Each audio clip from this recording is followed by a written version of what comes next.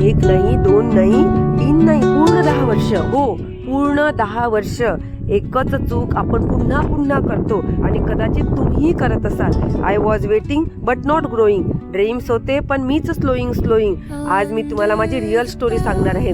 माझे जे जुने सबस्क्रायबर आहेत त्यांना माहीत असेल, पण माझ्यासाठी खूप नवीन ताई आहेत, खूप नवीन सबस्क्रायबर आहेत, कारण आज आपण 13,000पर्यंत पोहोचतोय. त्यामुळे ही चूक मी तुम्हाला सांगितली होती ती माझ्या जुन्या गोडताईंना माहिती आहे, पण आज ज्यांच्यासाठी ती वेळ आहे ती पुन्हा येणार नाही, त्यांना हे खूप गरजेचं आहे. त्यामुळे तुम्ही ज्यांनी ऐकलं आहे त्यांच्यासाठी पण आणि जे नवीन आहे त्यांच्यासाठी पण, तुम्ही जर ह्या चुका करत असाल तर प्लीज कृपया आत्ताच ह्या चुका थांबवा, कारण आपल्यासाठी वेळ कधीच पुन्हा येत नसते. ही वेळ गेली ना तर कधीच पुन्हा वेळ येणार नाही आणि आपण त्या जागेवर असतो ना त्याच जागेवर राहतो. हा एकच वेळा मनुष्याचा जन्म भेटतो आणि बस त्यातच घरकाम, मुलं, जबाबदारी यात इतकं हरवून जातो की स्वतःला विसरून जातो. म्हणून आज मी तुम्हाला या व्हिडिओमुळे एक मेसेज देण्याचा प्रयत्न करते की आपलं आयुष्य सुरू होऊ शकतं, बदलू होऊ शकतं. किंवा तुमच्याही लाईफमध्ये टेन्शन असलं, कोणी सपोर्ट करत असलं, तुम्हालाही खूप टेन्शन येतं की आता कसं करायचं ताई, आता आम्ही फॉर्म भरला आहे ताई, अभ्यास होत नाही, पण आम्ही पण ह्या चुका करतोय ताई, पण खरंच आपण स्वतःला बदलू शकतो आणि जे माझ्यासोबत झालं ते तुमच्यासोबत होऊ नये.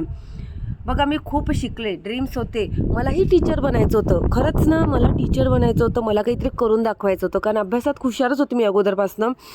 आणि नेहमी आईला सांगायचे की आई असं का होतं आहे माझ्यासोबत, म्हणजे जेव्हाही मी फोनवर बोलायचे किंवा मला वाटायचं का होतं आहे, मला असं का होतं आहे, गिल्ट येत होतं मला की काय रिॲलिटी आहे मला कळतच नव्हतं. म्हणजे लग्न झालं तेव्हापासून स्टॉप झालं होते, एकही स्वप्न पूर्ण होत नव्हते, 7 वर्ष TET पास होत नव्हते, CTET तर माहीतच नव्हतं, दूर जगाशी संपर्कच तुटलेला होता. पण मला कळतच नव्हतं मी अभ्यास करते पण रिझल्ट का बरं येत नव्हता.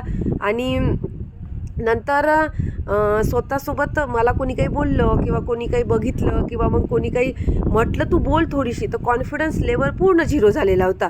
डिसिजन घ्यायला मला भीती वाटायची आणि कसं व्हायचं माझ्यासोबत. कारण मला आठवते मी जेव्हा 11th-12thमध्ये होती तर माझ्या काही जुन्या गोडताई असतील त्यांना माहिती असेल किंवा माझ्या मैत्रिणी पण आहेत 11th-12thच्या, त्यांना माहिती असेल की माझा कॉन्फिडन्स खूप हाय होता. मी स्टेजवर स्पीच द्यायची, भाषण द्यायची, पाठांतर स्पर्धेमध्ये भाग घ्यायची. आता मी स्टेजवर जाऊ शकत नव्हते, माझा कॉन्फिडन्स पूर्ण झिरो झाला होता. मला बोलता पण येतं, माझं स्पीकिंग स्किल खूप छान होतं, मला बोलता पण येत नव्हतं. आता लोक काय म्हणतील, मला सपोर्ट नाही, मला खूप टेन्शन येत होतं. कोणी बोललं तरी रडायला यायचं, अक्षरशः माझ्या अंगावरनं काटे यायचं. मनात एकच क्वेश्चन येत होता की माझ्यासोबतच असं का होतं आहे माझ्यासोबत असं.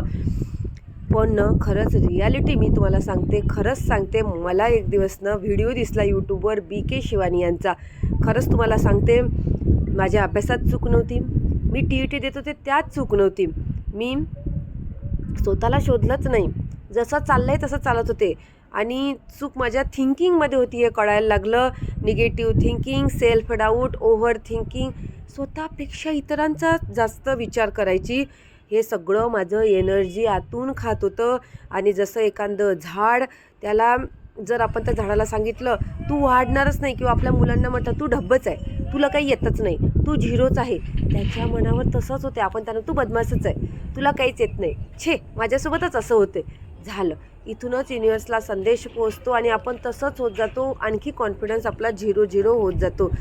आणि मी तीच स्वतःच थांबवत होती.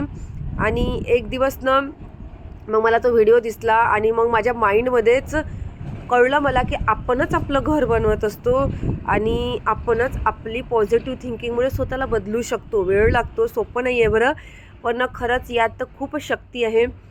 आणि निगेटिव्ह थॉट आले तर इग्नोर करायचे, दूर करायचे, त्याला कन्व्हर्ट करायचं पॉझिटिव्हमध्ये. 5-5 मिनटातून सुरुवात करायची, स्वतःवर विश्वास ठेवायला सुरुवात करायची. स्मॉल स्टेप्स बट कॉन्फिडंट किंवा कन्सिस्टंट स्टेप्स आपल्याला घ्यावंच लागतील. मी आता म्हणणार नाही की मी परफेक्ट आहे म्हणून, पण मी एवढं म्हणू शकते की मी माझ्या चुका दुरुस्त करते, मी स्वतःला सावरते. आणि मी लगातार 2 ते 3 वर्ष झाले हे करत आहे, त्यामुळे मला भरपूर फायदा झालेला आहे. तुम्हाला माहीत आहे की आज मी एक ऑनलाईन टीचर आहे, मी एक यूट्यूबर आहे, छोटी पण असो का पण आहे. नंतर एका स्कूलमध्ये CBSE स्कूलमध्ये पण टीचर आहे. मी थांबले नाही, मी परफेक्ट नाही आहे, पण मी आधीपेक्षा खूप स्ट्रॉंग झालेली आहे. कारण रडत बसत होते, भिंतीसारखी वागवत होते स्वतःला.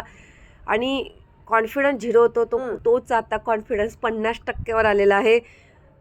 जसं नदी कधीच थांबत नाही, दगड आले तरी आपला मार्ग बाजूने काढते, तसाच तुम्हाला माहिती आहे अब्दुल कलाम हे फेल्युअर्स तुम्ही बघितले आहे, पण त्यांनी आपले सक्सेस कसे निवडले आहेत. त्यांनी कधीच थांबवलं नाही आणि त्यांना रिजेक्शन मिळालं, पण त्यांनी स्वतःवर विश्वास ठेवला आणि करून दाखवलं. डिफरन्सेस भरपूर येतात आणि कनेक्ट व्हायलाही खूप वेळ लागतो, पण कधी हार मानायची नाही. जर तुम्ही हाऊसवाईफ आहात, स्टडी करत असाल, तुम्हालाही वाटतं की का होत नाही माझ्याच्यानं, तर प्लीज स्वतःला प्रश्न विचारा की आपण स्वतःला ब्लेम तर करत नाही आहे ना, आपण निगेटिव्ह थिंकिंग तर करत नाही ना, आपण छोट्या छोट्या स्टेप्स घ्यायला भीतो का, आपला कॉन्फिडन्स झिरो आहे का. आणि या प्रश्नाचं जर तुम्हाला उत्तर मिळत असेल तर त्याला सांगा, I stop blaming, I started trying, no more tears, now I am frying. 10 वर्षाची चूक संपली आज, नाऊ आय चूज माझा आवाज, जो की तुमच्यासमोर येतोय. आणि मला स्ट्रेंथ ओळखता येत नव्हती, मला माहीत नव्हतं की माझ्या आतमध्ये सुद्धा ही ताकद आहे की मी कोणाचं मोटिवेशन बनू शकेल. आणि बस तिथूनच माझी सुरुवात झाली. आज मी ठरवलं आहे की आत्ता थांबायचं नाही. जर तुम्हालाही वाटत असेल की नाऊ आय विल चेंज, तर करा सुरुवात, करा कमेंट, सांगा तुमच्या कुठल्या स्ट्रेंथ आहे, सांगा तुमच्या कुठले विकनेस आहे. तुमच्याही आयुष्यात असे प्रसंग आले आहेत का, तुम्हालाही वाटतं का तुम्हाला काही चेंज व्हायचं आहे, किंवा तुमच्या आयुष्यात असा कोणता प्रसंग आला की ज्याने तुम्ही चेंज झाले. कारण तुमच्या एका कमेंटनी माझ्यासारख्या किंवा दुसऱ्या ताईंना इतकी प्रेरणा मिळेल की आपल्याला फुलाची पाकळी मोटिवेशन मिळेल. म्हणून तुमच्यानेही मिस्टेक झाल्या असतील, तुम्ही त्या कशा आपल्या रिॲलिटीमध्ये दुरुस्त केल्या किंवा तुम्ही कसे चेंज केले स्वतःमध्ये, तुम्ही कशा पुढे गेल्या, तुमची हाऊसवाईफची स्टोरी नक्की कमेंटमध्ये लिहा. कारण तुमच्या एका स्टोरीमुळे आज कोणाला तरी प्रेरणा मिळणार आहे. मग चला तर सुरुवात करा. मी तुमच्या नक्की कमेंटची वाट पाहील, कारण तुमच्या एका कमेंटनी दुसऱ्या कोणाचं आयुष्य दुरुस्त होऊ शकते. मी तर आहेच, माझ्या सोबतीला तुम्ही पण. भेटूया पुढील व्हिडिओमध्ये पुढील मोटिवेशनसोबत. तोपर्यंत स्वतःची काळजी घ्या, आनंदी राहा आणि सर्वात महत्त्वाचं म्हणजे लाईक, शेअर आणि सबस्क्राईब करायला विसरू नका. बाय.